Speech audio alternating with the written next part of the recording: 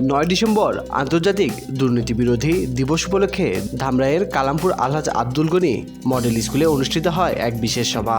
দুর্নীতির বিরুদ্ধে তারুণ্যের একতা গড়বে আগামী শুদ্ধতা স্লোগানে অনুষ্ঠিত এই সভায় তরুণ সমাজকে দুর্নীতির বিরুদ্ধে সচেতন করার লক্ষ্যে নানা অনুষ্ঠান আয়োজন করা হয়। সকালে র্যালি ও চিত্রাঙ্কন প্রতিযোগিতায় অংশ নেয় স্কুলের ছাত্রছাত্রীরা। র্যালিটি শহরের প্রধান সড়কগুলো প্রদক্ষিণ করে এবং শিক্ষার্থীরা দুর্নীতির বিরুদ্ধে সৃজনশীল চিত্র অঙ্কন করেন। অনুষ্ঠানে সভাপতিত্ব করেন উপজেলা দুর্নীতি প্রতিরোধ কমিটির সভাপতি সৈয়দ শাহানুর ইসলাম রিপন। তিনি বলেন, দুর্নীতি প্রতিরোধে তরুণ সমাজের ভূমিকা অত্যন্ত গুরুত্বপূর্ণ। প্রধান অতিথি উপজেলা কর্মকর্তা মামুনুন আহমেদ অনেক দুর্নীতির বিরুদ্ধে যুব সমাজকে আরও শক্তিশালী হওয়ার আহ্বান জানান। সাংস্কৃতিক অনুষ্ঠানে শিক্ষার্থীরা দুর্নীতির বিরুদ্ধে নাটিকা ও গান পরিবেশন করেন।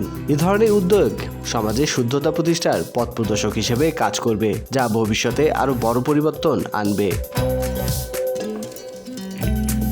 স্বাধীনতা টিভি বাংলা নিউজ ডেস্ক।